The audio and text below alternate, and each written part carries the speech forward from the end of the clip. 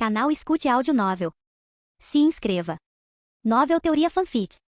Naruto, a lenda de Wagakure. Capítulo 61. Após descobrir que até mesmo um Jounin havia sido silenciosamente envenenado, Ichiro e seus companheiros imediatamente se retiraram da área, retornando rapidamente ao posto avançado. Os 8 shinobi informaram Miyaki, o comandante, sobre suas descobertas. Ao saber que um Jounin havia sido envenenado sem ser detectado, Miyaki ficou alarmado e imediatamente disse: "Vou reunir todos no posto avançado. Por favor, peça ao seu camarada Ambu para verificar se mais alguém foi envenenado." Ichiro assentiu em concordância, percebendo que era difícil ter certeza se os outros no posto avançado ainda estavam seguros. Miyaki podia não ser o ninja mais forte, mas sua preocupação imediata com seus subordinados provava que ele era um líder competente. Miyaki rapidamente reuniu os 40 shinobi restantes no salão, e Ichiro começou a empregar sua técnica sensorial. Com um objetivo claro, Ichiro rapidamente completou a varredura. No entanto, os resultados o chocaram, levando-o a exclamar: "Há indivíduos envenenados, pelo menos 20 pessoas." Seu anúncio causou alvoroço. A furtividade do veneno era assustadora, mas pior ainda era a escala em que se espalhava. Ichiro imediatamente apontou todos os 20 shinobi envenenados, que foram examinados por um ninja médico.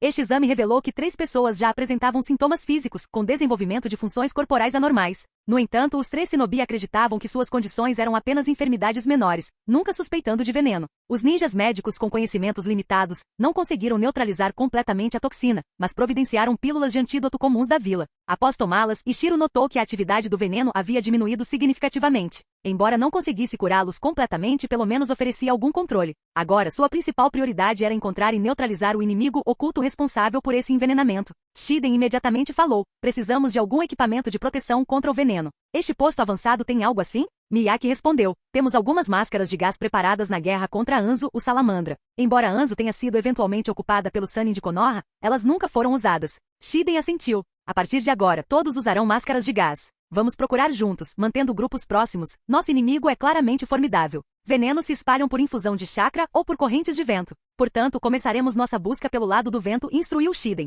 Miyaki rapidamente dividiu o shinobi em equipes. Momentos depois, todo o grupo de quase 50 shinobi deixou o posto avançado. Antes da partida, Ichiro, o especialista em selamento, ergueu uma barreira ao redor do posto avançado. Embora não fosse excepcionalmente forte, Ichiro conseguia sentir se alguém entrasse, desde que permanecesse relativamente próximo. Com todos posicionados, Mineko Dango, a gata ninja de Shironeko, teve dificuldade para farejar o inimigo devido à pesada máscara de gás. Assim, a busca se baseou principalmente na perícia ninja, avançando cuidadosamente em direção à posição suspeita do inimigo. Enquanto a equipe se movia firmemente contra o vento, Ichiro usava regularmente seu ninjutsu sensorial a cada quilômetro para confirmar a direção. Após cerca de 10 quilômetros, Ichiro alertou abruptamente: "A concentração de veneno à frente está aumentando, consigo até sentir vagamente agora. Não devemos ir mais longe, nossas máscaras podem não nos proteger totalmente. Devemos desviar." Ninguém se opôs, e o grupo contornou cuidadosamente a zona fortemente envenenada, eventualmente reaproximando-se de um ângulo mais seguro. Logo após o reposicionamento, eles encontraram pegadas frescas. Pequena Pedra analisou: "Parece que o inimigo recuou depois de ver nossa formação."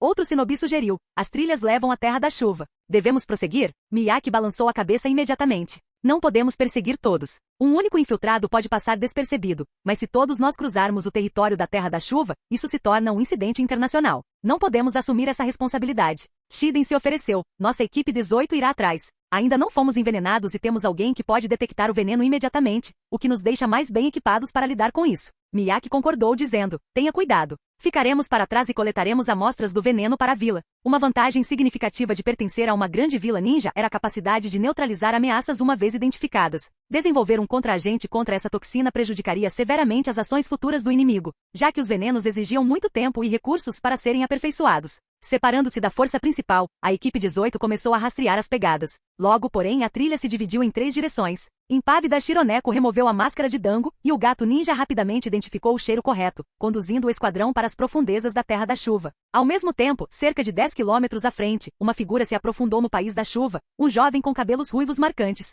Era ninguém menos que Sasori da Areia Vermelha, que um dia seria renomado em todo o mundo ninja por suas técnicas mortais de marionetes. Naquela época, Sasori era um pouco mais velho que Ichiro, mas ainda era um jovem shinobi. Como marionetista, sua força vinha principalmente de seus venenos e marionetes. No entanto, com o time 18 já alertado sobre suas toxinas, a vantagem de Sasori diminuiu. No entanto, com sua maestria genial com marionetes, mesmo sem depender muito de veneno, a força de Sasori já era comparável à de um jounin experiente. No entanto, Sasori percebeu que seus perseguidores incluíam vários ninjas de elite e não pretendia lutar diretamente. Inicialmente, ele tentou enganá-los usando clones, mas os sentidos aguçados de Dango rapidamente distinguiram o real do falso. Não sendo fisicamente forte, Sazori foi mais lento, permitindo que o time 18 gradualmente diminuísse a diferença. Sazori viera à fronteira do país da Terra especificamente para testar um novo veneno projetado para enfraquecer shinobi capturados para seus experimentos com marionetes humanas. Como era sua primeira tentativa, Sazori permaneceu reservado, aventurando-se sozinho em busca de cobaias. Percebendo que escapar era inútil, Sazori preparou-se para a batalha em um terreno ideal para marionetistas, uma densa mistura de árvores e rochas dispersas, perfeita para emboscadas e esconderijos.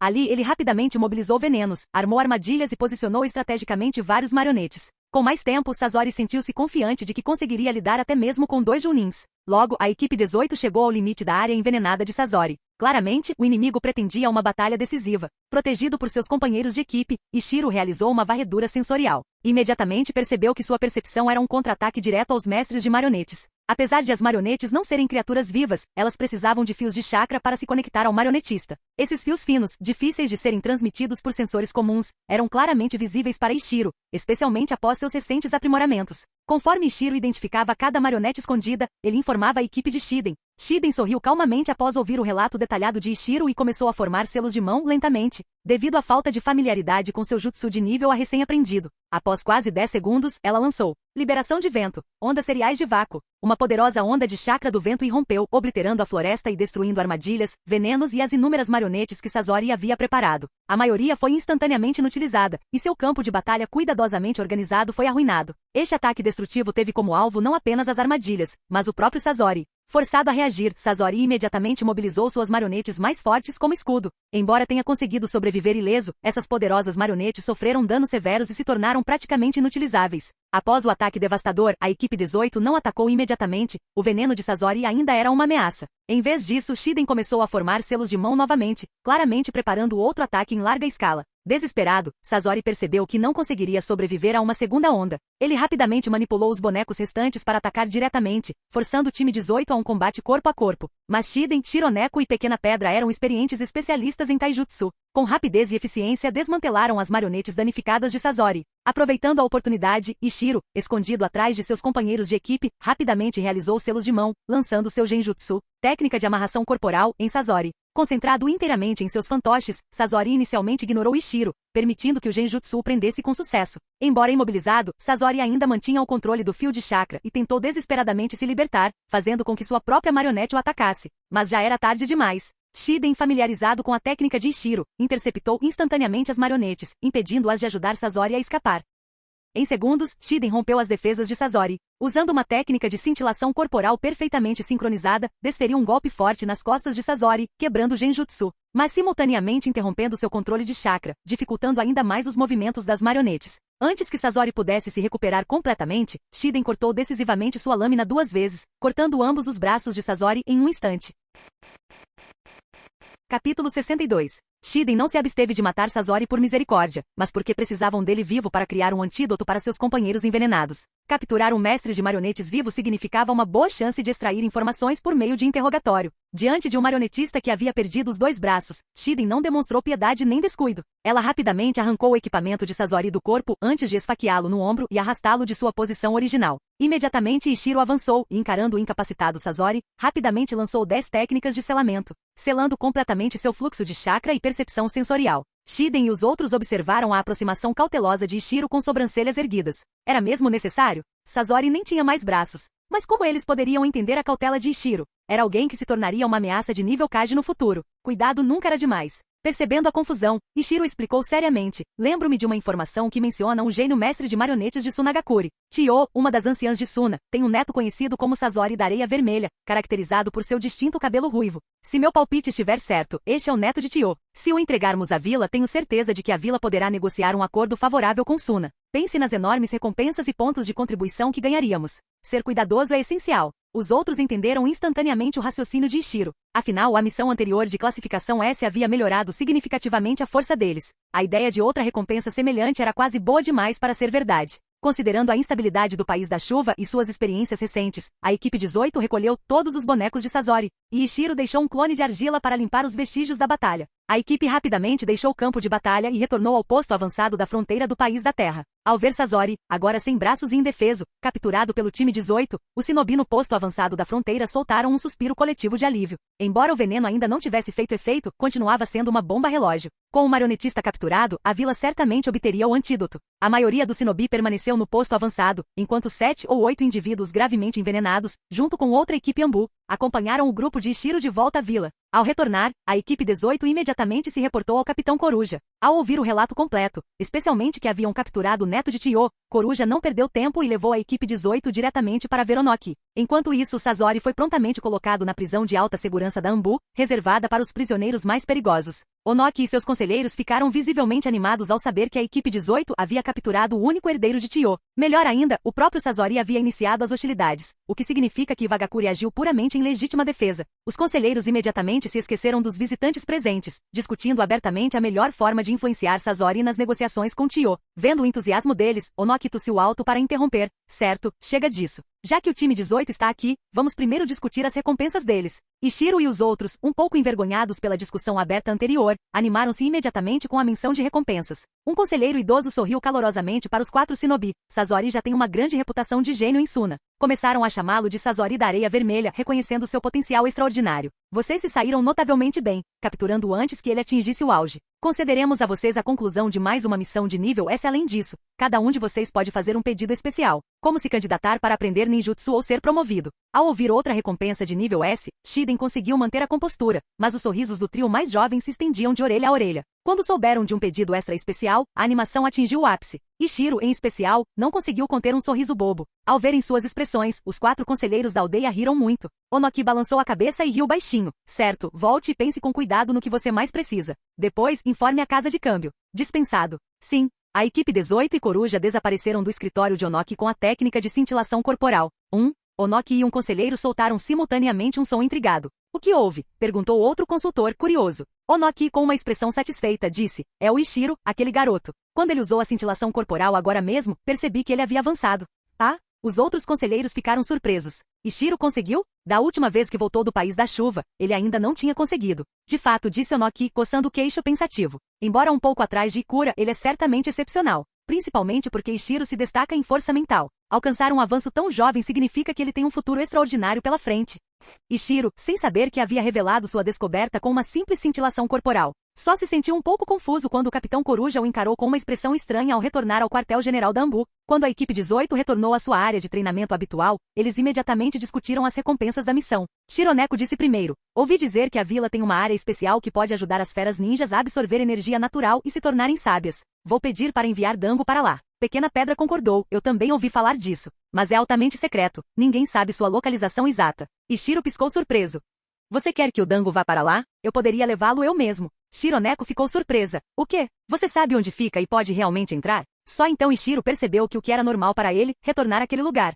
Era um mistério para todos os outros. Felizmente, ele raramente falava sobre sua vida privada, limitando o vazamento de qualquer informação. Ele decidiu ser mais cauteloso dali em diante. Depois de pensar um pouco, ele respondeu, eu trabalhava na equipe de barreira. Estou envolvido desde o início e agora moro naquela área. Deixe o Dango ficar na minha casa depois do trabalho de agora em diante. Shironeko ficou em êxtase. Sério? Ishiro, rápido, me diga. Existe mesmo a chance de Dango absorver energia natural vivendo lá? Ishiro riu sem graça, lembrando-se de que ele próprio havia proposto essa ideia originalmente como mera especulação. Mesmo Onoki provavelmente ainda não tinha provas concretas. Balançando a cabeça, Ishiro explicou. Na verdade, o lugar simplesmente tem uma energia natural mais densa. Fora isso, não é diferente do exterior. Toda a ideia de absorção de energia natural ainda é apenas uma especulação de alto nível. Ah! Shironeko pareceu um tanto decepcionada. Seu estilo de luta dependia muito de Dango. Se Dango ficasse mais forte, ela também se beneficiaria significativamente. Vendo sua expressão abatida, Ishiro a consolou. Está tudo bem. Não custa nada mesmo. Deixe o Dango ficar na minha casa por enquanto. Sempre podemos experimentar primeiro. Shironeko concordou rapidamente, sorrindo novamente e imediatamente discutindo animadamente com Dango. Pequena Pedra se virou para Ishiro e perguntou. Ishiro, que pedido especial você vai fazer? Ishiro pensou brevemente. Na verdade, quero aprender alguns ninjutsus de nível B. Mas como só podemos fazer um pedido, escolher apenas um ninjutsu parece um desperdício. Pequena Pedra assentiu. Você tem razão. Talvez seja melhor esperar até que você esteja apto a aprender ninjutsu de nível A. Aí você poderia solicitar um jutsu de nível A. Em Iwagakure, ninjutsu de nível C podiam ser facilmente trocados por pontos de contribuição. No entanto, qualquer item acima do nível B exigia a aprovação especial da vila. Desta vez, o pedido especial da equipe 18 essencialmente garantia esse privilégio. Tendo aprendido com experiências anteriores, Ishiro planejou consultar a opinião do Capitão Coruja novamente. Afinal, assuntos profissionais exigem orientação profissional. Antes disso, porém, o time 18 tinha mais um assunto importante: lidar com a coleção de Sasori. Sasori estava destinado a se tornar o mestre de marionetes mais forte do mundo shinobi, e mesmo agora suas técnicas e marionetes eram de primeira classe. Iwa não tinha mestres de marionetes, o que tornava a coleção de Sasori excepcionalmente valiosa.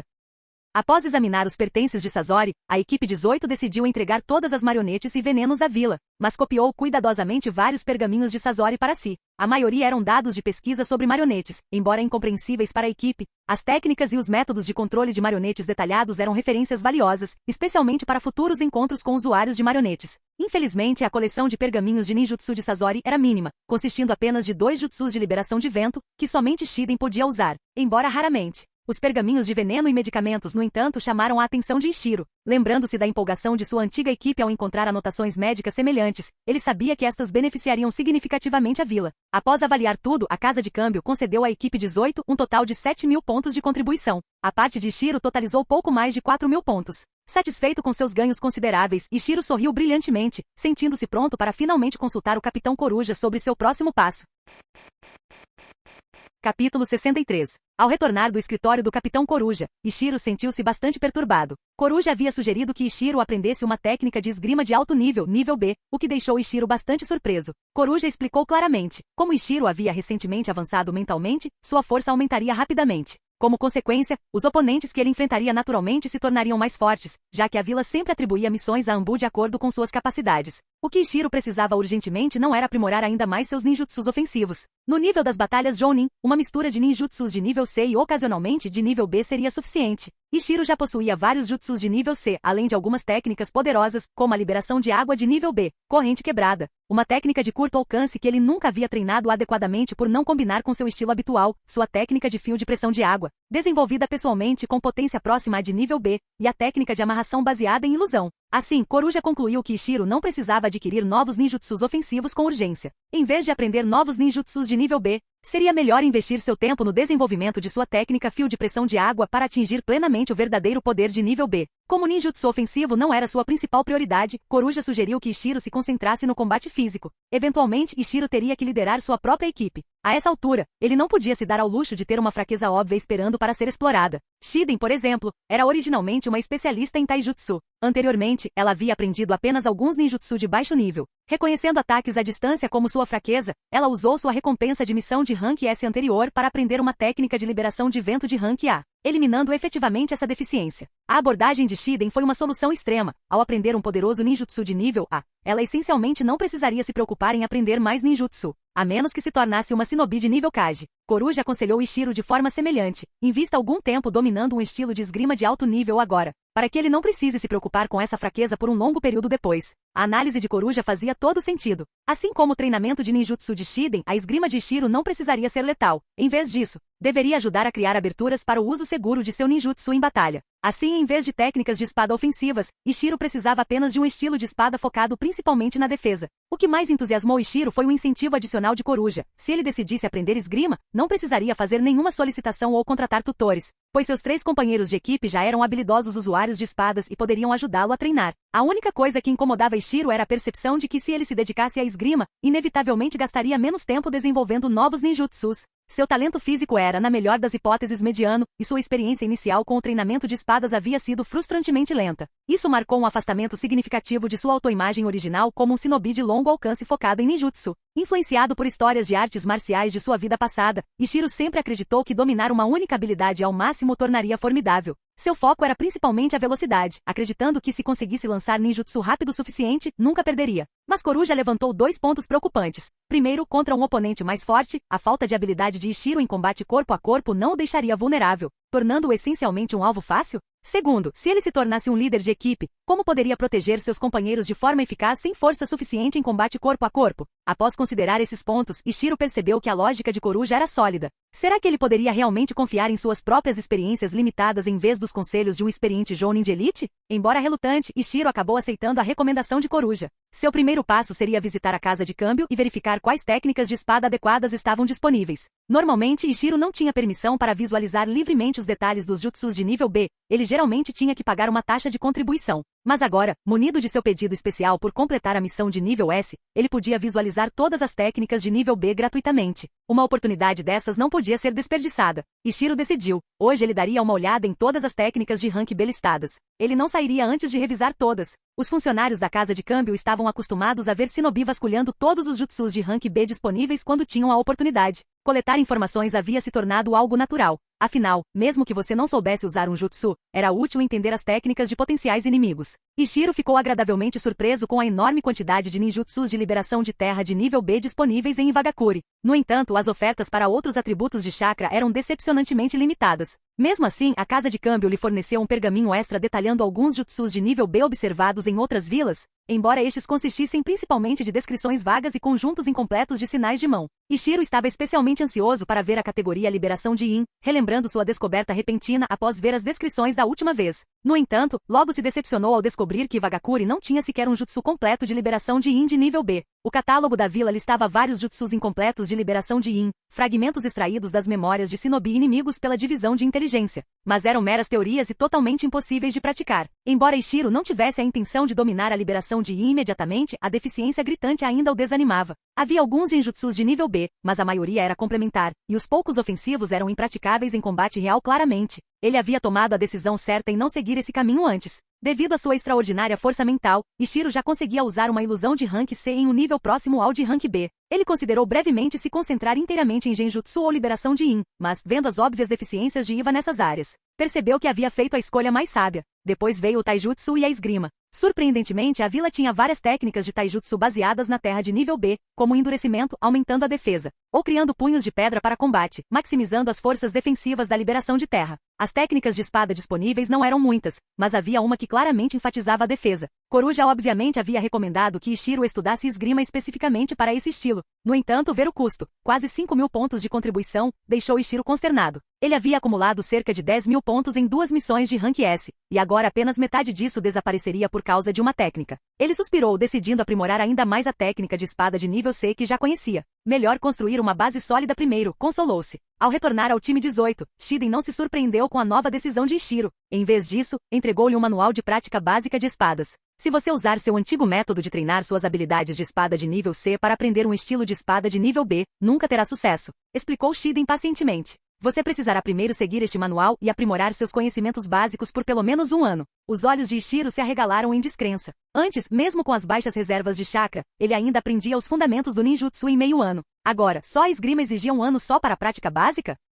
Desde sua reencarnação, além do treinamento físico, Ishiro não havia se deparado com um treinamento tão exigente. Passar 1 ano inteiro apenas no treinamento básico de espadas não lhe deixaria tempo para mais nada. Adivinhando as preocupações de Ishiro, Shiden continuou calmamente. Este manual de treinamento com espada não se trata apenas de aprender movimentos de espada. Também inclui um condicionamento físico significativo. Assim, você pode reduzir alguns dos seus exercícios físicos habituais enquanto prática. Ao ouvir isso, Ishiro finalmente relaxou um pouco. Ele valorizava muito o condicionamento físico, afinal, um físico melhor significava maior capacidade de chakra. Se a prática básica de espadas pudesse simultaneamente aumentar a força física, ele não se importaria em investir mais tempo. Folheando o manual atentamente, Ishiro notou suas explicações detalhadas. A esgrima não era apenas mais uma forma de taijutsu, exigia atributos físicos específicos para executar as técnicas com eficácia. Os movimentos com a espada exigiam coordenação e força superiores em vários grupos musculares, incluindo braços, ombros e especialmente a cintura, todos os quais tinham que suportar a pressão de empunhar uma espada com eficácia. Ishiro percebeu que esse treinamento fundamental visava especificamente os grupos musculares envolvidos na esgrima, melhorando a coordenação e a força.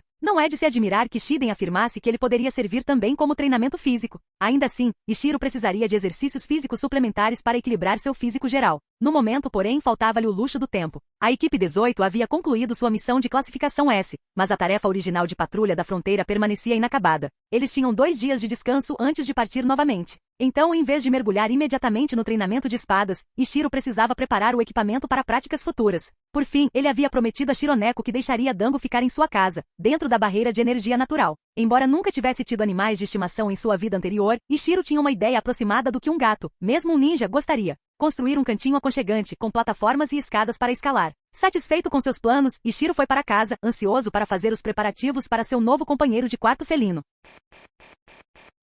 Capítulo 64. Ishiro não estava preocupado apenas com Dango só porque ele pertencia à sua companheira de equipe Shironeko. Sua principal motivação era observar como outros seres interagiam com a energia natural. Apesar de viver dentro da barreira de energia natural há algum tempo, Ishiro tinha afinidade limitada para absorver energia da natureza. Observar outro shinobi seria visto como invasivo, mas observar Dango não representaria tal problema. Ishiro suspeitava que os animais pudessem absorver a energia natural melhor do que os humanos devido à sua natureza mais simples e instintiva. Ele aguardava ansiosamente os resultados de Dango, esperando que pudessem inspirar seu próprio treinamento. Infelizmente, a agenda lotada da Anbu deixou Ishiro com pouco tempo para ficar em casa. Desde que se juntou a Anbu, ele passou muito menos tempo dentro da barreira de energia natural do que durante seus experimentos anteriores. Naquela noite, Dango foi levado à casa de Ishiro por Shironeko, que estava cheia de expectativa e esperança. Dango era inteligente o suficiente para compreender os potenciais benefícios da energia natural, tendo ouvido atentamente a explicação de Shironeko. Longe de resistir, o gato estava bastante animado. Nem Ishiro nem Dango dormiram bem naquela noite. O gato curioso rondava o quarto farejando, explorando, na esperança de detectar alguma diferença dentro da barreira energética natural.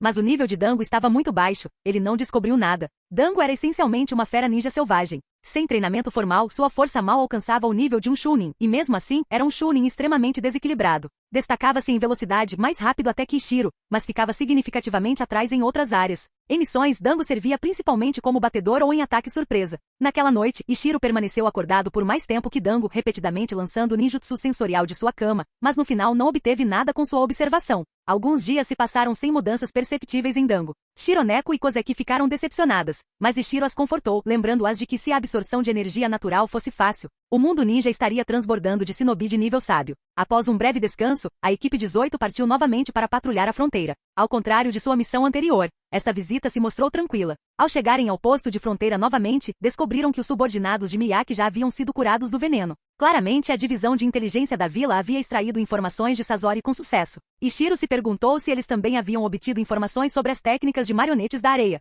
Tais informações poderiam aumentar significativamente a vantagem futura de Vagakuri contra Sunagakuri. As relações entre as 5 principais nações ninja eram complexas. Principalmente as 4 nações frequentemente se opunham a Konoha devido à sua força central, como demonstrado durante as últimas grandes guerras ninja. No entanto, essas 4 nações também enfrentavam inúmeros conflitos internos, afinal, até mesmo os distantes países do vento e da água já haviam se enfrentado. Os países da terra e do vento, separados apenas por pequenos estados-tampão, eram praticamente vizinhos, envolvidos em constantes atritos e rivalidades. Essa situação complexa era frequentemente agravada por provocações ocultas, especialmente da divisão raiz de Konoha sob o comando de Danzou, especialistas em provocar discórdia entre nações rivais. Assim que a captura de Sasori e a subsequente troca de tiros se tornaram conhecidas, Danzou não perdeu tempo em tirar vantagem da situação. Apesar do recente incidente em Uzushogakure, Danzou sentia grande prazer em causar problemas para Hiruzen Sarutobi. Usando seu status como ajudante do Hokage, Danzou convocou uma reunião, distorcendo a informação para favorecer seus interesses e pressionando Hiruzen a enviar a Anbu para sabotar a troca entre Iva e Suna.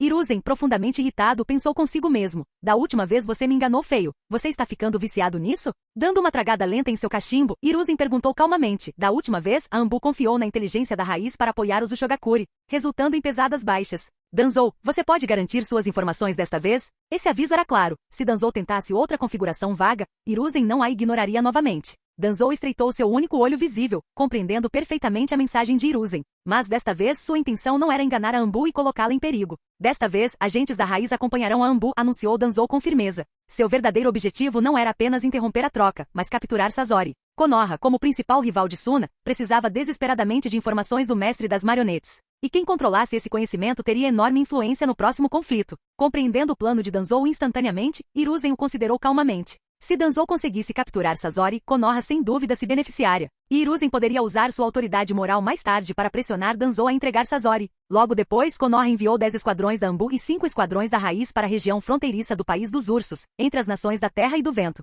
Informações da inteligência indicavam que a troca de farpas entre Vagakure e Sunagakure ocorreria em cerca de 10 dias, deixando pouco tempo de sobra. Liderando essa operação estava Taki Sakumo, conhecido como Presa Branca de Konoha. Embora a reputação de Sakumo tenha sofrido após o fracasso da missão Uzushogakure, em grande parte devido às maquinações de Danzou, ele havia recuperado o favor ao concluir com sucesso várias missões desafiadoras da Anbu. Danzou originalmente propôs Orochimaru para liderar a missão, dada a força comprovada de Orochimaru e sua lealdade a Danzou. No entanto, Hiruzen vetou o envolvimento de Orochimaru devido a essas mesmas conexões, colocando Presa Branca à frente desta missão crucial. Enquanto isso, Ishiro não tinha conhecimento da turbulência interna de Konoha. Na fronteira, ele continuou treinando como de costume. Ele havia preparado um conjunto de equipamentos de treinamento de esgrima perto do posto avançado da fronteira, transportados da vila em pergaminhos de armazenamento. Isso incluía bonecos de treinamento especiais com indicações de órgãos vitais, varas de madeira resistentes e diversas lâminas de treinamento de madeira e pedra. Além das patrulhas regulares, a equipe 18 passava a maior parte do tempo treinando nesta instalação improvisada. Ishiro mantinha uma rotina disciplinada, condicionamento físico matinal ajustado para enfatizar os fundamentos da esgrima,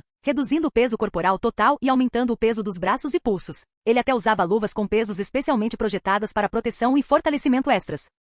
Após os exercícios matinais, ele se juntava à equipe 18 para patrulhas de meio-dia. Durante o descanso do meio-dia em uma fonte de água próxima, Ishiro se concentrava em desenvolver sua técnica de fio de pressão de água. À tarde, a equipe realizava outra patrulha. À noite, Ishiro praticava outros ninjutsus. O desenvolvimento da técnica fio de pressão de água era exaustivo e havia estagnado recentemente. No entanto, Ishiro progrediu rapidamente em outras habilidades. Sua proficiência na técnica do Clones da Terra melhorou rapidamente. Seus clones agora podiam executar técnicas simples da Terra, como Parede da Terra e Espinho da Terra, embora outros atributos permanecessem inacessíveis. Foi só então que Ishiro percebeu o quão limitados os clones elementais realmente eram em comparação com os clones das sombras, que podiam empregar vários atributos. No entanto, os clones da Terra tinham suas vantagens: durabilidade incrível e consumo de chakra mais razoável. A capacidade aumentada de chakra de Ishiro agora tornava os clones da Terra mais econômicos para ele do que os clones das sombras. Além do treinamento individual, o time 18 conduziu sessões de sparring, incluindo Ishiro enfrentando Shironeko, Kozeki e até mesmo o Capitão Shiden, para aprimorar suas habilidades de combate corpo a corpo.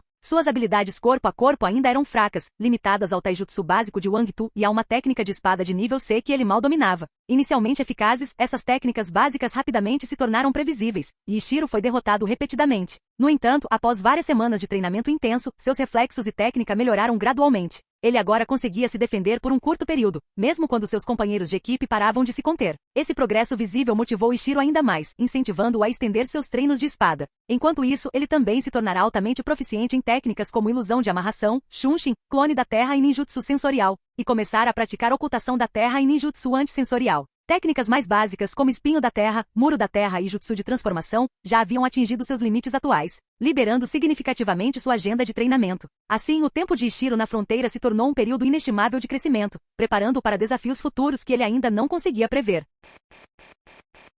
Capítulo 65. Naquela noite, Shironeko estava treinando com Shiden, principalmente em suas técnicas de evasão. O estilo de luta de Shironeko era muito parecido com o de Shiden, então elas treinavam juntas com frequência e assim Shironeko havia melhorado significativamente. Dango havia melhorado junto com ela. Em contraste, Kozeki, embora também fosse um ninja voltado para o taijutsu, como Shironeko e Shiden, especializava-se em combate baseado em força. Suas técnicas de espada eram agressivas, enfatizando a força bruta em detrimento da sutileza. Assim como Ishiro, Kozeki dependia principalmente de sua intuição para aprimorar seus conhecimentos e, no momento, praticava golpes contra um boneco de treinamento. Enquanto isso, Ishiro segurava uma lança de madeira praticando contra um boneco de treinamento. Ele rapidamente empurrou a lança para frente mais de uma dúzia de vezes, mas depois dos primeiros 7 ou 8 golpes precisos, os golpes subsequentes começaram a desviar ligeiramente do alvo.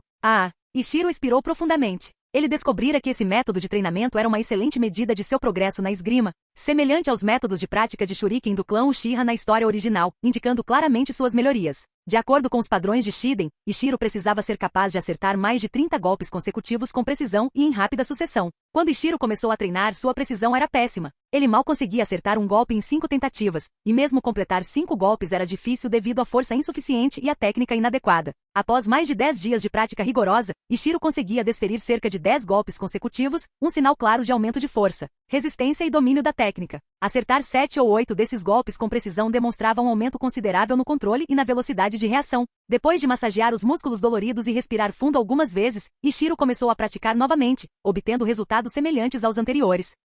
Ele suspirou. Claramente, ele esperava demais, cedo demais. Com suas habilidades fundamentais fracas, o progresso rápido era impossível. Aprimorar-se exigia esforço constante e contínuo, assim como seu treinamento físico gradualmente lhe permitirá diminuir a distância entre ele e colegas mais talentosos. Aceitando essa realidade, Ishiro descartou outros pensamentos e retomou seu treinamento básico com a espada. Golpe após golpe, ele brandia a espada, repetindo os movimentos musculares especializados milhares de vezes por dia, internalizando-os gradualmente por meio da memória muscular. Após completar seus exercícios de espada e repor as energias com uma refeição rápida, Ishiro descansou um pouco antes de treinar com Kozeki, que também havia acabado de terminar seu treino individual. Ambos empunhavam espadas de madeira por segurança. A esgrima de Kozeki era significativamente superior à de Ishiro. Muitos de seus movimentos pareciam fáceis, mas continham uma força tremenda. Com um giro estranho do corpo, Kozeki rapidamente lançou um ataque que Ishiro agora antecipava. Desviando-se ligeiramente para o lado, Ishiro evitou o golpe de Kozeki e imediatamente retaliou com um rápido golpe horizontal direcionado ao torso de Kozeki. No entanto, o controle de Kozeki sobre seu corpo superou em muito as expectativas de Ishiro.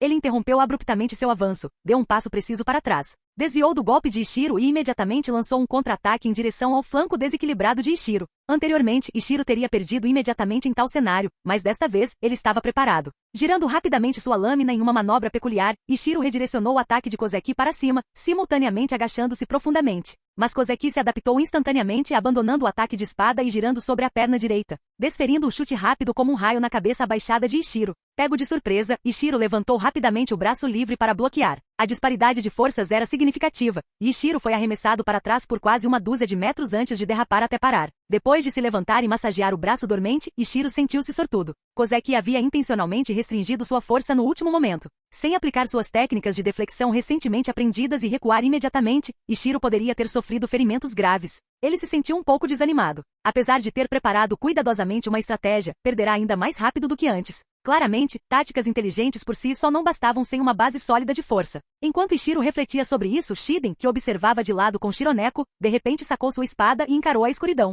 Fiquem alertas, alertou ela bruscamente. Era incomum que alguém do posto de fronteira se aproximasse àquela hora. Ou algo sério havia acontecido, ou ele não era aliado. Ishiro, Kozeki e Shironeko imediatamente tomaram posições de batalha atrás de Shiden. Kozeki silenciosamente trocou sua espada de madeira por sua lâmina imbuída de chakra. Shironeko preparou suas armas e Dango já havia desaparecido nas sombras, pronto para emboscar. Ishiro começou a formar selos de mão rapidamente. Antes que alguém aparecesse, uma voz familiar gritou da escuridão: Shiden, sou eu. Reconhecendo a voz do Capitão Coruja, a equipe 18 relaxou um pouco a guarda, mas permaneceu cautelosa. Logo Coruja apareceu, acompanhada por um grupo de shinobi, principalmente o terceiro Tsuchikage, o próprio Onoki. Contando rapidamente, Ishiro percebeu que o Onoki havia pessoalmente trazido 4 equipes da Anbu para fora da vila, uma visão chocante. Ishiro se perguntou quem poderia merecer uma resposta tão significativa. Mesmo durante a Segunda Grande Guerra Ninja, Onoki raramente saía da vila pessoalmente. O Capitão Coruja explicou rapidamente a nova missão à equipe 18. Aparentemente, a informação vazada para a raiz de Konoha havia sido deliberadamente plantada por Onoki, claramente mais uma armadilha destinada a Konoha. Ishiro se perguntou se Sunagakure também seria um alvo.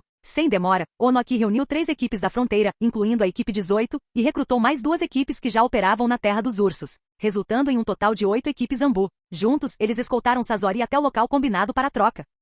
Perto do ponto de encontro, Onoki criou pessoalmente uma câmara subterrânea, escondendo-se ali com a maioria dos Anbu. Ele enviou 2 equipes Anbu para a superfície, escoltando abertamente o selado Sasori até o local da troca. A mando de Onoki, o ninja sensorial começou a vasculhar os arredores em busca de ameaças ocultas. Ishiro se juntou a Onoki na criação de barreiras de selamento ao redor da câmara para bloquear tentativas de espionagem, principalmente de usuários do Byakugan. Após terminar a barreira, Ishiro ativou sua técnica sensorial. Além do próprio grupo e de Sasori, ele não detectou nenhuma outra assinatura de chakra por perto. Faltando cerca de 3 dias para a troca combinada, Onoki havia chegado deliberadamente mais cedo. Após chegar ao local designado, uma equipe da Anbu permaneceu visível enquanto a outra se escondeu. 2 dias tranquilos se passaram sem incidentes. Ishiro estreitou seu alcance sensorial, examinando meticulosamente cada centímetro da área. Após 2 horas, detectou uma tênue fonte de chakra a cerca de 300 metros de distância, uma fonte tão sutil que seria indetectável se não fosse por sua força espiritual excepcionalmente poderosa. Imediatamente, ele imaginou que pudesse pertencer aos insetos Kikaishu do clã Aburame de Konoha. De fato, após uma inspeção mais aprofundada, Ishiro detectou vários outros insetos espalhados pelo local. Lord Tsuchikage relatou Ishiro suavemente: detectei fontes de chakra extremamente pequenas por perto. Suspeito que sejam insetos do clã Aburame de Konoha.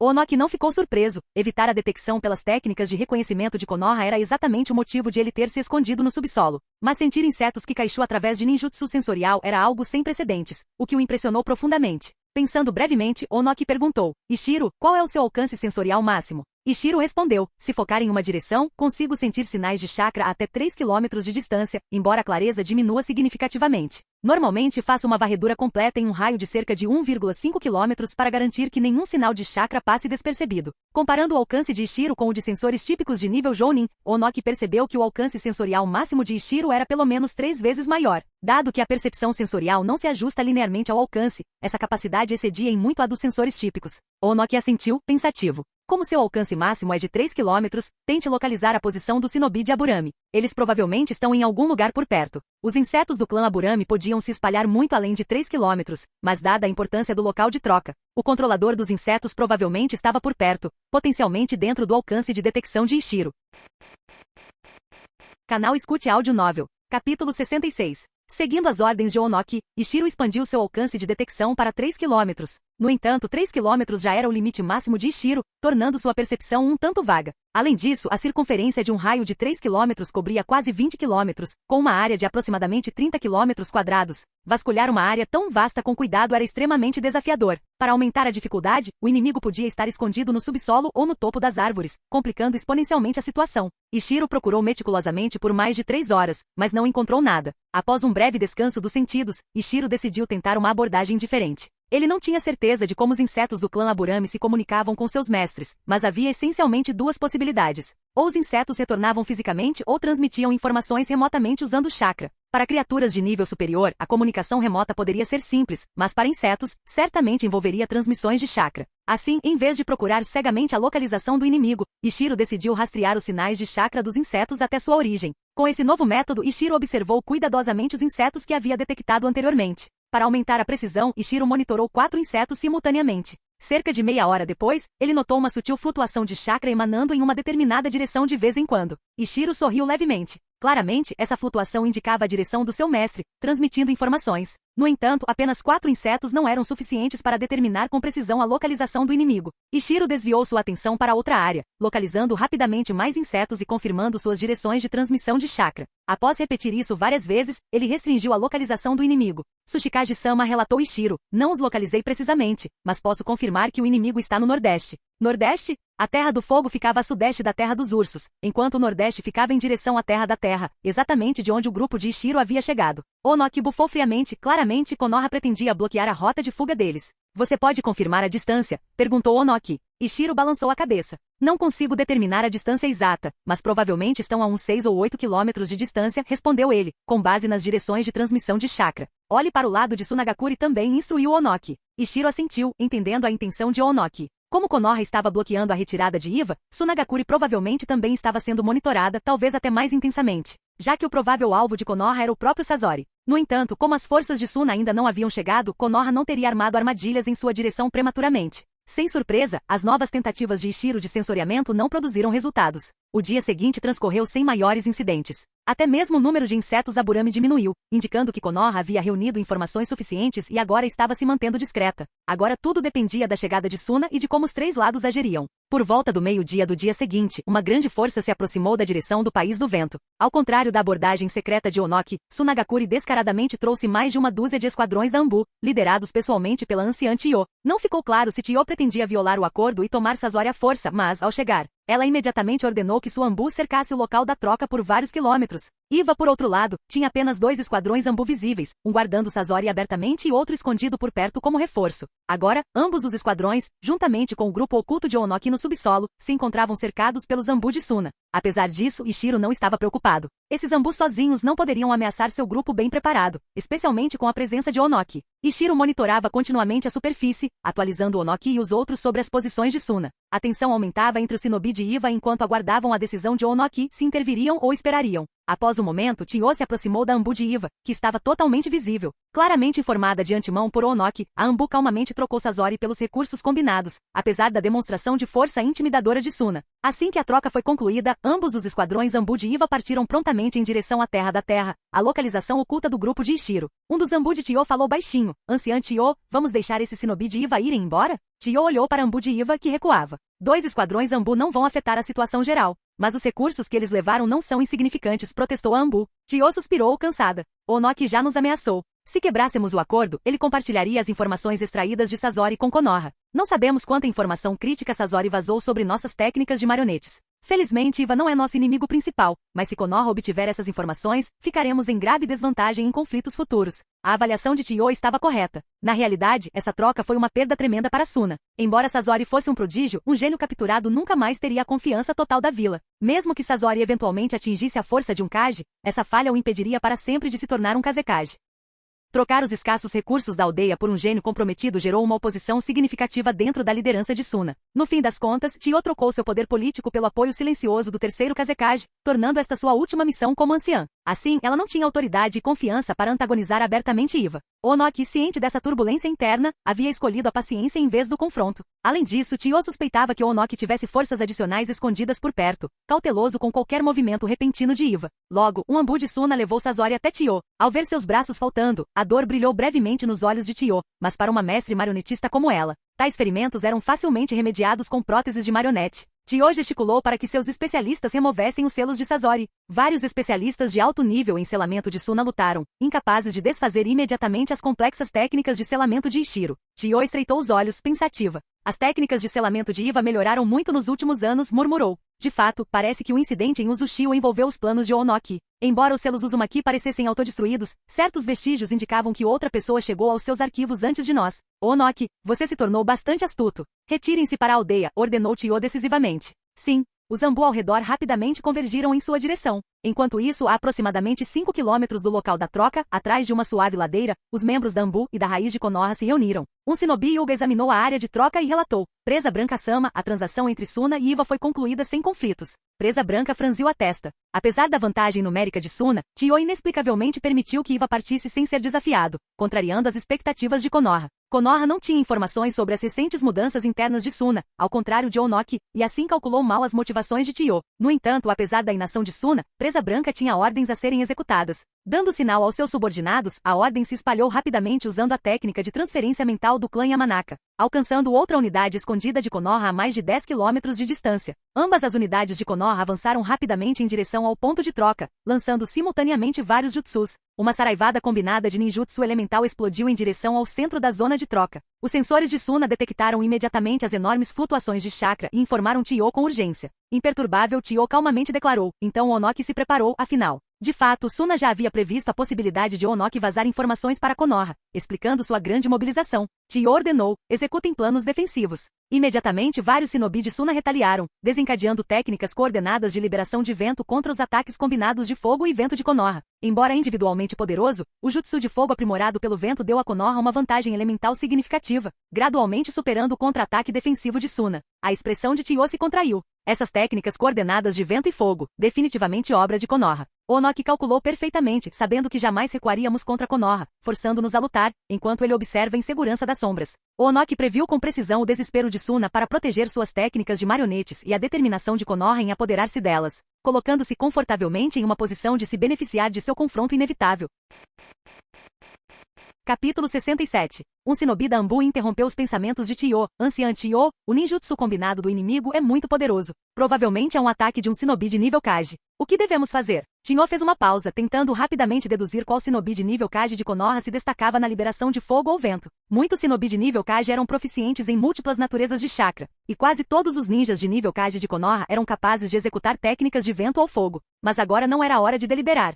Era necessária uma ação imediata. Sem hesitar, ela lançou mais de uma dúzia de marionetes simultaneamente. Essas marionetes rapidamente liberaram poderosos ninjutsus de liberação de vento, contra-atacando com força o ataque inimigo. Este era o trunfo oculto de Chiyo, uma marionetista de nível Kage, marionetes que podiam liberar técnicas seladas de liberação de vento. Na verdade, chamar isso de executar ninjutsu não era totalmente correto. As marionetes apenas liberavam ninjutsu previamente selado, semelhante em conceito aos experimentos anteriores de Ishiro com pergaminhos de selamento de nível C. Embora Ishiro não entendesse o mecanismo exato, percebeu uma coisa: esta era a carta mais forte de Chiyo. Se Konoha lançasse outro ataque semelhante, Suna não teria meios eficazes para se defender. Mesmo essa única troca havia esgotado uma quantidade enorme de chakra. Embora Suna tivesse resistido com dificuldade ao ataque de Konoha, suas reservas de chakra já haviam despencado. A maioria dos shinobi tinha menos de 10% restantes. Imediatamente após o término da troca de ninjutsu, o combate corpo a corpo começou. No entanto, inesperadamente, em vez de uma batalha intensa e prolongada, uma figura de cabelos brancos surgiu rapidamente no campo de batalha. Antes que vários Ambu de Suna pudessem reagir, eles já haviam caído mortos.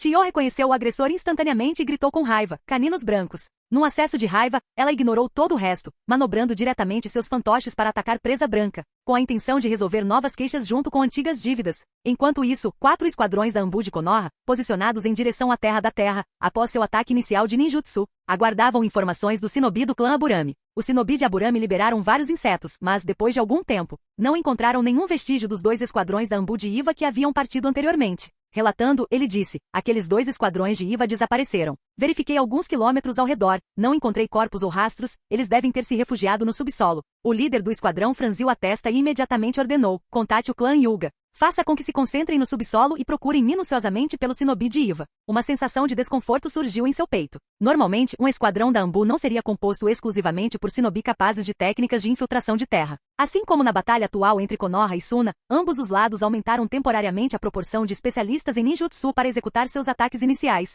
Mas por que Iva aparentemente fez o mesmo? Será que eles anteciparam os movimentos de Konoha? Ou pior, toda essa situação foi armada por Iva. De qualquer forma, isso era extremamente preocupante. O posicionamento inesperadamente grande de Suna, combinado com os movimentos suspeitos de Iva, o preocupavam profundamente. Contudo, a força principal de Konoha já havia enfrentado Suna diretamente, recuar agora era impossível. A escolha nem sequer era sua. Cerrando os dentes, o capitão da Anbu decidiu, esqueça Iva por enquanto. Apoie Presa Branca Sama primeiro e elimine Suna rapidamente. Ele imediatamente liderou 11 Anbu em direção ao campo de batalha. Enquanto isso, os 2 esquadrões desaparecidos da Anbu de Iva juntaram-se a Ishiro e aos outros escondidos no subsolo. Após um breve relato ao Onoki, afastaram-se para aguardar novas ordens. As informações que trouxeram não eram novas, a equipe sensorial subterrânea já havia informado Onoki. Nesse momento, Ishiro e vários sensores relatavam a situação na superfície. As intensas trocas de chakra interromperam temporariamente a percepção de Ishiro, mas agora a clareza havia retornado. Tsuchikage-sama, ambos os lados se envolveram em combate corpo a corpo, relatou Ishiro. A troca inicial não causou baixas diretas para Suna, mas suas reservas de chakra diminuíram drasticamente, a maioria dos shinobi tem menos de 10% restantes. De repente Ishiro sentiu um tremor. 4 shinobi de Suna morreram instantaneamente. O mesmo atacante, velocidade incrível. Onoki ponderou brevemente e concluiu decisivamente, é a Presa Branca de Konoha. Atualmente poucos shinobi de Konoha se especializam em técnicas de assassinato em alta velocidade. O mais famoso, sem dúvida, é Presa Branca. Outros shinobi da Anbu concordam com a cabeça. Embora Ishiro já tivesse ouvido falar da reputação de Presa Branca, não tinha certeza sobre seu estilo de luta. Seu primeiro pensamento foi o flash amarelo, mas logo se lembrou de que Namikaze Minato deveria ter a mesma idade de Ishiro, ou um pouco mais, longe de seu auge. Antes que Ishiro pudesse refletir mais, novos acontecimentos aconteceram. Os shinobi que estavam emboscando nossa rota de retirada estão se movendo em direção ao campo de batalha agora, aparentemente para reforçar seus camaradas. Ishiro rapidamente atualizou. Ouvindo o fluxo contínuo de informações, a equipe subterrânea analisou a batalha. Nesse momento, Coruja perguntou de repente, Ishiro, desde que a batalha começou, os shinobi de Suna mostraram algum sinal de recuar? Ishiro se assustou brevemente, mas logo respondeu, Capitão Coruja, não, eles não fizeram isso. Eles mantiveram uma formação defensiva, mantendo-se firmes. Os olhos de Onoki se aguçaram. Virando-se para Coruja, ele questionou, você suspeita. Embora Suna tenha se defendido do ataque inicial, explicou Coruja, gravemente, a situação é claramente desfavorável para eles. A escolha lógica é recuar, não se defender teimosamente. Continuar nessa posição com o chakra limitado deles só resultará em aniquilação total. Onoki respirou fundo, reconhecendo a lógica de Coruja. Então Suna deve ter uma carta na manga. Precisamos atacar imediatamente. Ishiro ficou perplexo. Se Suna tinha cartas escondidas, esperar não seria a melhor opção? No entanto, não lhe cabia expressar tais preocupações. Coruja rapidamente atribuiu tarefas. Logo depois, os 4 esquadrões da Anbu de Konoha que passavam por cima de repente encontraram dezenas de estacas de terra e pilares de rocha irrompendo de baixo. Cortesia de cerca de 10 shinobi de Iva, incluindo Ishiro. Despreparados, os Anbu de Konoha sofreram ferimentos imediatos. O próprio Ishiro acertou seu primeiro golpe direto com a liberação de terra, lanças do fluxo de terra, perfurando a perna de um Chunin inimigo. Sem o envolvimento de jutsus de alto nível, as baixas foram mínimas, mas o ataque surpresa deixou a Anbu de Konoha em caos. Nesse momento, Onoki abriu um caminho para cima, permitindo que uma dúzia de especialistas em taijutsu de elite entrassem na briga. Eles rapidamente subjugaram o shinobi de Konoha em dificuldades. Com a permissão da Coruja, Ishiro juntou-se à briga, mirando rapidamente no Chunin ferido que ele havia ferido anteriormente. Este shinobi havia sido resgatado anteriormente pelo capitão Aburame, que agora estava ocupado lutando contra outros 2 Anbu Iva, dando a Ishiro a oportunidade ideal para uma experiência real de combate. O ferido Chunin era habilidoso em Kenjutsu. Embora a lesão na coxa reduzisse significativamente sua mobilidade, Ishiro permaneceu cauteloso, sabendo que sua esgrima recém-adquirida não permitiria descuidos. A pressão do combate real era muito diferente dos treinos de sparring. Inicialmente Ishiro se concentrou na defesa, esquivando-se por pouco de vários golpes letais. Gradualmente, ele se adaptou, adicionando contra-ataques cautelosamente, testando seu desenvolvimento. Embora a experiência do inimigo superasse a de Ishiro, tornando seus ataques ineficazes, a troca de golpes aprimorou os instintos de Ishiro para o combate corpo a corpo. De repente, Ishiro começou a provocar deliberadamente, incitando o inimigo a ataques imprudentes, permitindo que ele praticasse melhor sua adaptabilidade de combate. Logo, todos os Anbu de Konoha foram eliminados, exceto o oponente de Ishiro. O Capitão Coruja intencionalmente impediu a interferência, curioso sobre o desenvolvimento de Ishiro na esgrima, uma decisão apoiada diretamente por Onoki. Após várias trocas de golpes, Ishiro fintou em direção ao abdômen do inimigo, um movimento que já havia usado repetidamente antes. Desta vez, inesperadamente, o inimigo se deixou atingir, forçando seu corpo ferido a se mover, posicionando Ishiro entre ele e Coruja. Percebendo que essa era sua única chance, o Chunin jogou sua lâmina em direção a Ishiro, simultaneamente sacando uma kunai envolta em marcadores explosivos. Em pânico momentâneo, a lâmina de Ishiro escorregou de sua mão. Ao ver isso, o inimigo ficou encantado, pensando que a vitória era sua. No entanto, num instante, as mãos de Ishiro se confundiram, formando um único selo. Técnica de perturbação mente-corpo. Com um timing perfeito, o genjutsu de Ishiro congelou momentaneamente a consciência do inimigo. Aproveitando a oportunidade, ele chutou o inimigo para trás. Recuperando a consciência no ar, o inimigo tentou desesperadamente alcançar Ishiro, mas os explosivos detonaram instantaneamente, destruindo-o. Pego pelo tremor da explosão, Ishiro foi jogado para trás, caindo desajeitadamente, mas ileso. Apesar da aparência desleixada, seus olhos brilhavam intensamente. Naquele instante, Ishiro entendeu. Agora ele via claramente o caminho a seguir, taijutsu com ninjutsu. Um caminho único que combinava esgrima para enfrentar os inimigos em combate corpo a corpo e, em seguida, usar rapidamente o ninjutsu para encerrar a luta de forma decisiva. Contanto que sua velocidade de conjuração de jutsu fosse rápida o suficiente, esse caminho sem dúvida o levaria a novos patamares.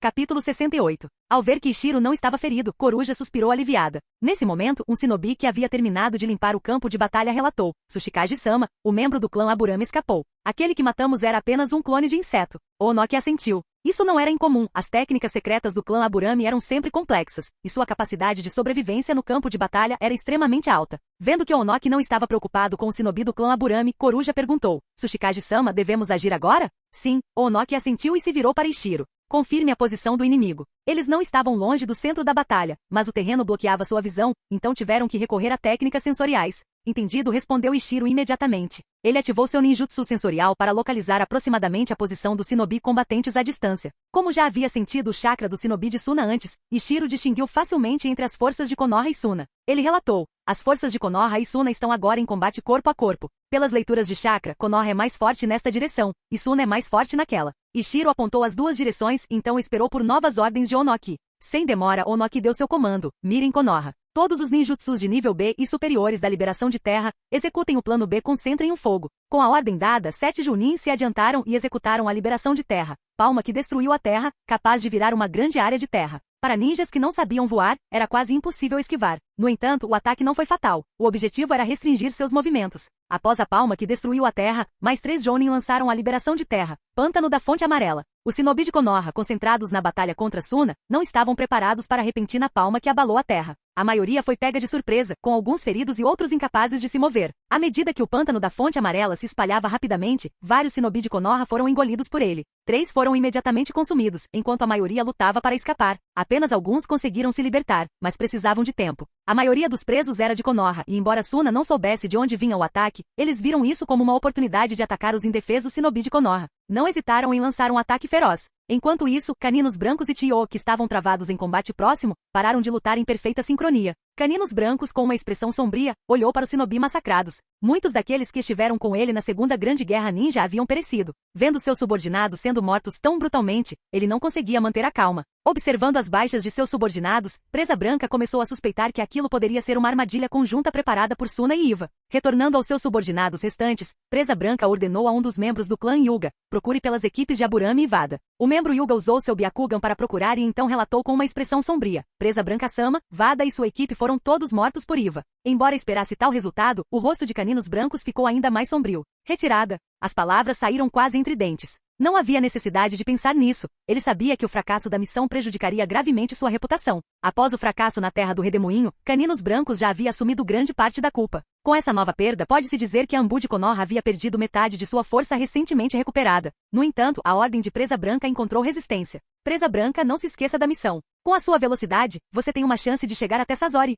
Nós seguraremos Chiyo enquanto você completa a missão. Isso veio de um membro da raiz sob o comando de Danzou. Mas Presa Branca não hesitou. Repetiu a ordem, recuem. eu cobrirei nossa retirada. Sem mais palavras, Presa Branca avançou em direção às forças de Suna. Os Ambu restantes não hesitaram e imediatamente começaram a recuar. Os membros da Raiz olharam para aquele que havia questionado Presa Branca. Percebendo que não podiam fazer nada, o membro dissidente disse, nós também recuaremos. As forças da Raiz se retiraram, deixando apenas caninos brancos para ganhar tempo. Ao mesmo tempo, Ishiro relatou a situação para Onoki. Onoki então executou a liberação de terra, técnica da rocha leve e pesada, impulsionando-se no ar. Fixou o olhar na posição da Ambu de Konoha e fez um selo de mão em forma de diamante. Alguns segundos depois, um clarão de luz branca cruzou o campo de batalha. Imediatamente as capacidades sensoriais de Ishiro detectaram um ponto em branco. Assim que seu feedback sensorial retornou, ele percebeu que os 15 Ambu haviam sido reduzidos a apenas 8. Que velocidade com a liberação de poeira! Será que alguém conseguirá se esquivar depois que o ataque for executado? Pensou Ishiro, impressionado.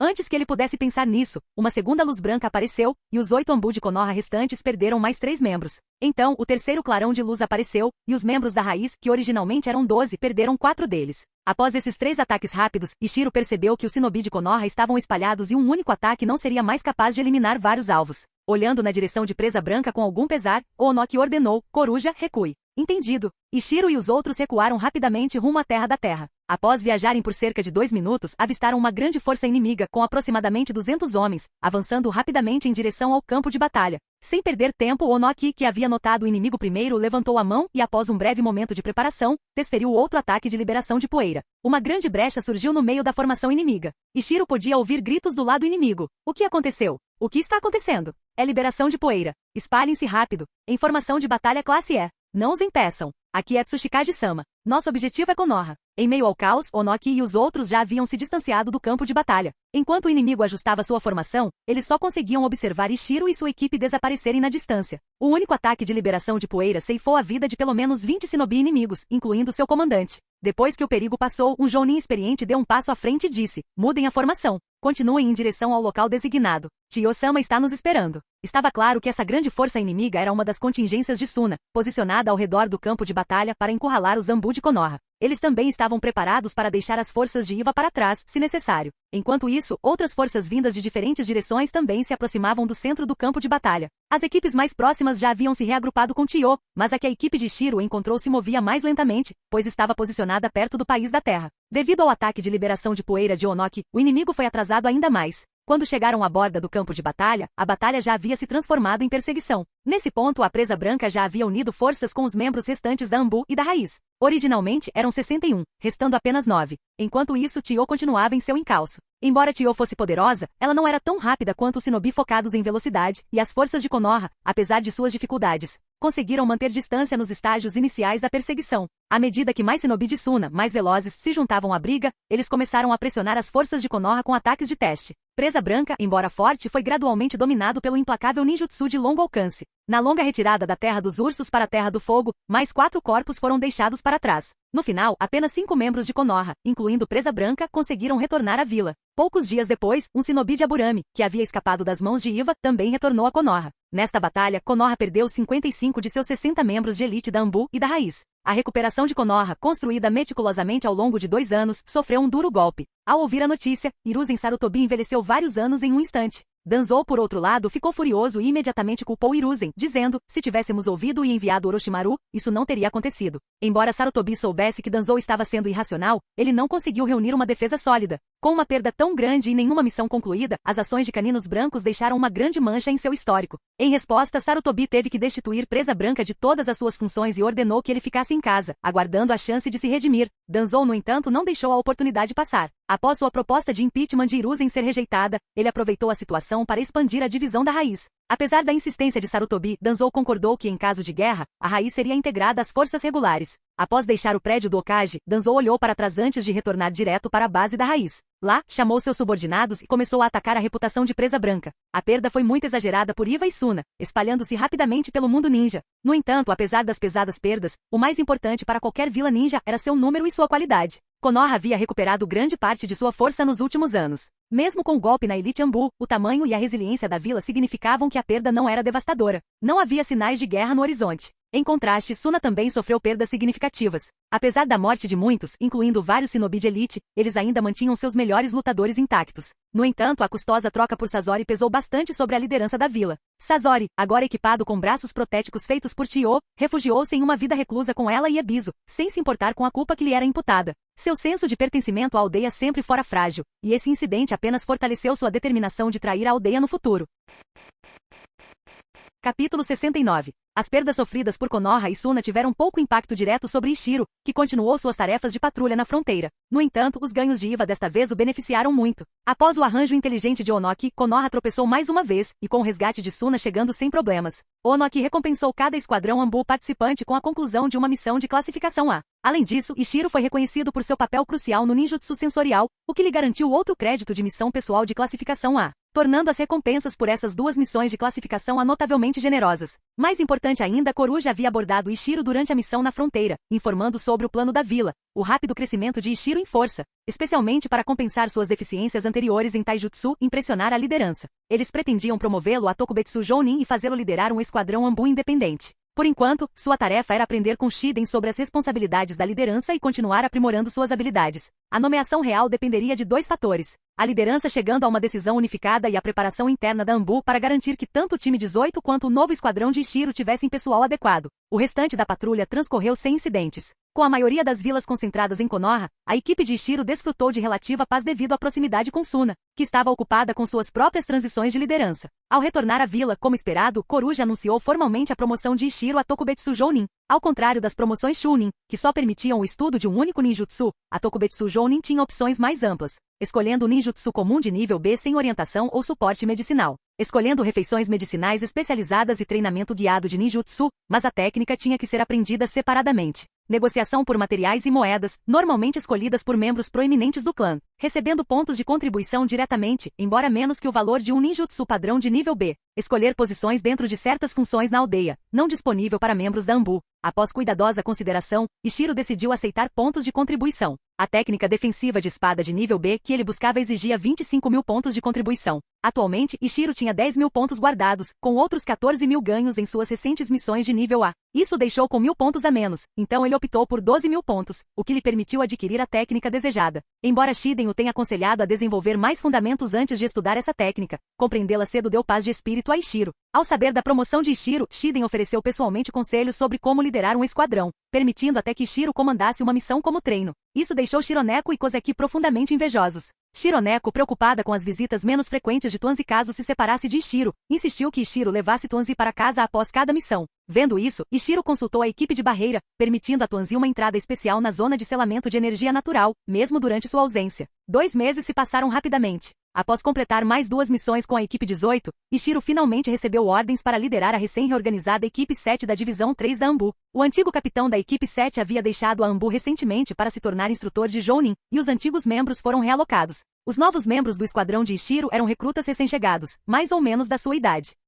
Chegando cedo ao campo de treinamento anteriormente usado pela equipe 7, Ishiro desempacotou seus bonecos de treinamento de madeira dos pergaminhos de armazenamento, com a intenção de deixar esses equipamentos ali para sempre para seu novo esquadrão. Ele simplesmente compraria novos equipamentos para si mesmo mais tarde. Depois de se preparar, Ishiro pegou uma lança de madeira e testou seu progresso recente. Respirando fundo, ele rapidamente investiu para frente 26 vezes em rápida sucessão. 19 golpes foram precisos, mas os 7 finais perderam a precisão gradualmente. Satisfeito com seu progresso, Ishiro sabia que, embora numericamente sua melhora pudesse parecer modesta, sua verdadeira capacidade era agora muito superior à de antes. Se Ishiro comparasse seu eu atual com o de 2 meses atrás, poderia facilmente derrotar 10 versões de si mesmo em combate corpo a corpo. Embora sua força física tivesse aumentado consideravelmente, a razão mais substancial para sua melhora foi a qualidade de seu chakra, que agora estava próximo ao de um verdadeiro Jounin. Isso aumentou drasticamente todas as suas habilidades. Se ele não estivesse nessa fase de rápido crescimento, atingir seu domínio atual em Taijutsu levaria 10 vezes mais tempo. Inicialmente, Koruja planejou atrasar um pouco a promoção de Ishiro, mas um evento inesperado abalou o mundo shinobi. Presa Branca de Konoha acabou com a própria vida. Todos, incluindo o próprio Danzou, ficaram chocados. Embora Danzou pretendesse suprimir Presa Branca para controlá-lo ou pelo menos mantê-lo longe do trono do Hokage, ele não previu que Presa Branca o desafiaria por meio de acabar com a própria vida. Hiruzen Sarutobi sentiu um remorso ainda maior. Lamentou não ter impedido a disseminação dos rumores a tempo, envergonhado por ter permitido que seu preconceito pessoal obscurecesse seu julgamento. Mas agora sua maior preocupação era como enfrentar o shinobi de Konoha. O acabar com a própria vida de Presa Branca foi como um tapa na cara de Hiruzen, prejudicando gravemente sua reputação entre a elite da vila. Na linha do tempo original, a morte de Presa Branca ocorreu mais tarde, quando a força de Konoha já havia se estabilizado, minimizando assim seu impacto. Mas agora, a morte prematura de Presa Branca ameaçava destruir a recente recuperação da vila. Sua morte forçou todos os shinobi a questionarem sua lealdade. Se até mesmo um herói lendário pudesse ser forçado a acabar com a própria vida pela política da aldeia, quão seguros eles poderiam realmente estar? Esta se tornou a maior crise de Hiruzen desde que se tornou Hokage. No entanto, desta vez, ele encontrou um aliado inesperado em Danzou, que sabia que não podia permitir a queda de Hiruzen agora, pois isso também condenaria suas próprias ambições. Afinal, embora Hiruzen fosse diretamente culpado como Hokage, todos sabiam que Danzou havia instigado a situação. À medida que as tensões externas aumentavam com Iva, Suna, Kumo e Keri investigando as vulnerabilidades de Konoha, a política interna da Folha tomou um rumo desagradável. Para distrair a atenção do próprio fracasso, Hiruzen e Danzou redirecionaram a raiva pública para o clã Uchiha, explorando conflitos civis com a polícia militar. Isso desviou a atenção com sucesso e permitiu que Hiruzen e Danzou sobrevivessem politicamente, embora a confiança em Konoha estivesse abalada. Para apaziguar o moral shinobi, Hiruzen assumiu publicamente a responsabilidade pela morte de Presa Branca, esclareceu sua inocência e prometeu ser mentor pessoal do filho ainda não nascido de Presa Branca. Assim, Danzou mais uma vez carregou a maior parte da culpa, mesmo contra sua vontade. Externamente, as 4 grandes nações aproveitaram a turbulência interna de Konoha como uma oportunidade. Kumogakure rapidamente invadiu vários postos fronteiriços de Konoha, provocando ações semelhantes de Iva, Suna e Keri. Em resposta, Onoki expandiu rapidamente a divisão da Anbu, promovendo Ishiro às pressas, antes do previsto, para atender a necessidades urgentes. O próprio Ishiro se sentiu em conflito ao saber desses acontecimentos, suas pequenas ações haviam contribuído indiretamente para o fim da lendária Presa Branca. Embora Ishiro estivesse confiante em liderar seu novo esquadrão, ele ainda se sentia desconfortável confrontando os lendários shinobi de Konoha, totalmente ciente dos numerosos shinobi poderosos ali. Talvez eu devesse começar a fazer uma lista de todos os insetos atuais de Konoha só por precaução. Ishiro murmurou baixinho para si mesmo. Capítulo 70. Após terminar seu treinamento físico no campo de treinamento, Ishiro logo conheceu seus 3 novos membros de esquadrão, que chegaram pontualmente. Os 3, 2 homens e uma mulher, usavam uniformes e máscaras padrão da Anbu, como Ishiro. A julgar pelos olhos, todos tinham cerca de 20 anos. Enquanto Ishiro avaliava sua equipe, eles também o observavam e observavam uns aos outros em silêncio. Relembrando o teste pelo qual passou ao se juntar ao time 18, Ishiro sorriu interiormente e se apresentou primeiro. Vamos nos conhecer. Meu codinome é Otsu. Pode me chamar de Capitão Otsu. Sou principalmente um usuário de ninjutsu, habilidoso em técnicas de selamento, liberação de água e terra, genjutsu, ninjutsu sensorial, e tenho alguma base em esgrima. Ele não estava se gabando, mas, como companheiros de equipe, conhecer os pontos fortes de cada um era crucial para a cooperação. Embora seus novos subordinados tenham rapidamente percebido que Ishiro era relativamente jovem, não demonstraram desdém. Ser nomeado capitão da Anbu nessa idade o marcava claramente como um gênio raro. Além disso, sua descrição era excepcionalmente ampla, raramente um especialista em selamento seria designado como capitão de batalha da Anbu. Isso só aumentava a cautela e o respeito deles.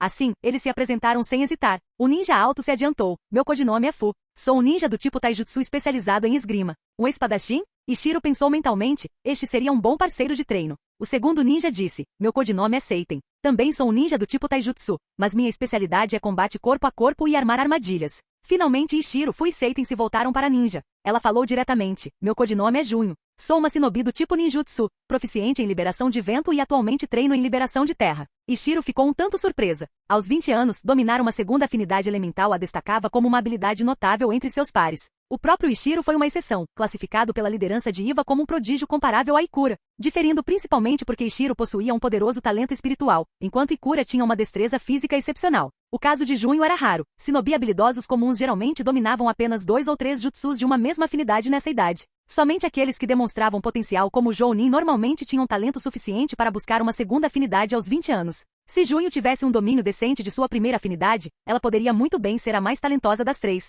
Vamos avaliar a força um do outro individualmente, disse Ishiro. Ele gesticulou para Fu. Você primeiro, Fu. Seiten e Junho recuaram imediatamente, enquanto Fu se aproximou rapidamente de Ishiro, desembainhando sua espada. Ishiro assentiu internamente, satisfeito com a velocidade e precisão de Fu. Embora não estivesse no nível de Kozeki, Fu era claramente experiente. Em vez de recuar, Ishiro atacou Fu diretamente com sua espada. Embora sua habilidade com a espada fosse inferior, Ishiro manteve sua defesa sem vacilar. A distância entre eles não era grande o suficiente para que Fu o dominasse rapidamente. Ishiro, embora pressionado, manteve o equilíbrio, exibindo um estilo defensivo teimoso aprimorado através de treinos com o time 18, dizendo claramente: "Vocês não podem me derrotar rapidamente." Ishiro defendeu-se pacientemente dos golpes de Fu por vários minutos, avaliando a capacidade do oponente antes de contra-atacar. Após desviar de um golpe poderoso, Ishiro lançou um golpe repentino para cima, interrompendo ligeiramente o ritmo de Fu. Então, para o choque de todos, Ishiro soltou a espada enquanto ela se movia para cima. Com as mãos livres, ele rapidamente realizou 4 sinais de mão, liberando um jato preciso de água da boca. A queima-roupa, Fu não conseguiu se esquivar a tempo. Sentiu a espada ser violentamente jogada para trás, quase perdendo o controle. Olhando para baixo, Fu viu um pequeno amassado em sua lâmina.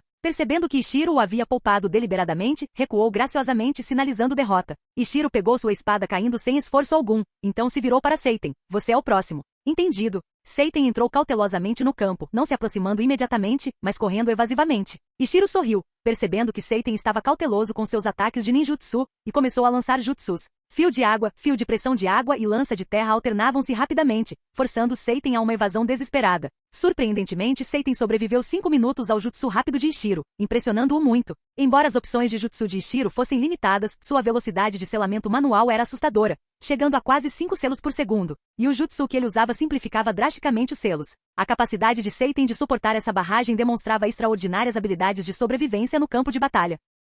Depois de mais 2 minutos, vendo a respiração de Seiten ficando irregular, Ishiro fez uma breve pausa e então executou um jutsu de selo único instantaneamente. Técnica de perturbação mental. Junho e Fu ficaram boquiabertos, surpresos com o jutsu praticamente instantâneo de Ishiro. Seiten ficou momentaneamente atordoado, acordando ao ver o fio de água de Ishiro atingir inofensivamente a sua frente, indicando claramente a derrota. Por fim, Ishiro se dirigiu a Junho. Sua vez, Junho. Certo, Junho assentiu, imediatamente realizando selos de mão. Ciente de que não conseguiria igualar a velocidade de selamento de Ishiro, ela contou com o fato de Ishiro não interrompê-la, sabendo que essa era uma avaliação amigável. De fato, Ishiro lançou liberação de terra, muralha de terra defensivamente, completando-a facilmente antes de Junho, apesar de ter começado depois dela. O ataque de liberação de vento de Junho impactou com força, quebrando a parede, mas não conseguiu penetrá-la. Emergindo de trás da parede quebrada, Ishiro imediatamente lançou a lança de terra, atacando Junho enquanto ela lutava para finalizar seu próximo jutsu. Forçada a manobras evasivas enquanto completava seus selos, Junho lançou com sucesso outra rajada de vento após desviar de vários espinhos, raspando o braço de Ishiro e o obliterando, embora ele imediatamente se desintegrasse em pó, revelando-se como um clone de terra. Antes que Junho pudesse reagir, o verdadeiro Ishiro emergiu de debaixo dela, a espada gentilmente pressionada contra seu pescoço. Ele havia usado a liberação de terra, viagem subterrânea. Junho congelou, percebendo sua derrota rápida e seu descuido tático. Mesmo assim, Ishiro apreciou sua habilidade de lançar jutsu sob pressão, embora notasse que sua precisão precisava ser aprimorada. Retirando sua espada, Ishiro rapidamente executou 2 selos, retornando instantaneamente à sua posição original e confrontando os 3 novamente. Impressionado, o esquadrão aceitou plenamente a capacidade de Ishiro como capitão. Sua rápida selagem, táticas versáteis e transições perfeitas entre combate corpo a corpo e a longa distância não deixaram dúvidas. Fu, suas habilidades com a espada e velocidade são louváveis. Seiten, sua evasão e capacidade de sobrevivência no campo de batalha são excelentes. Junho, seu poder e estabilidade no ninjutsu são bons. Reconheço todas as suas capacidades, concluiu Ishiro. Tirando as máscaras brevemente para memorizar os rostos uns dos outros, o esquadrão logo as recolocou. Ishiro anunciou a missão. Como sabem, as tensões estão aumentando. As missões são frequentes, então não temos tempo para exercícios extensivos de trabalho em equipe. Partimos amanhã às 7 horas. A missão pode durar semanas ou meses. Dispensada. Sim. Os 3 responderam prontamente e foram embora. Sozinho novamente, Ishiro suspirou profundamente. Liderar seu esquadrão oficialmente pela primeira vez o deixará mais nervoso do que aparentava. Felizmente, no mundo ninja, a força falava mais alto, e ele claramente conquistara o respeito deles. É melhor se preparar bem para amanhã, murmurou Ishiro. Ele visitou a equipe da barreira para reunir pergaminhos de selamento extras, uma vantagem de seu status duplo. Depois ele estocou grandes quantidades de comida aprimorada e ferramentas ninja, guardando tudo ordenadamente em pergaminhos. Como capitão, ele tinha que considerar situações em que os companheiros de equipe poderiam ficar sem. Ele estremeceu levemente ao comprar alimentos caros projetados para melhorar os atributos físicos. Dando uma olhada em seu saldo de contribuição de apenas 1000 pontos restantes, Ishiro decidiu não visitar o escritório de contribuições, cada ponto importava agora. Fim do vídeo. Para acesso antecipado à continuação dos vídeos, ou para incentivar o canal, vire membro. Muito obrigado.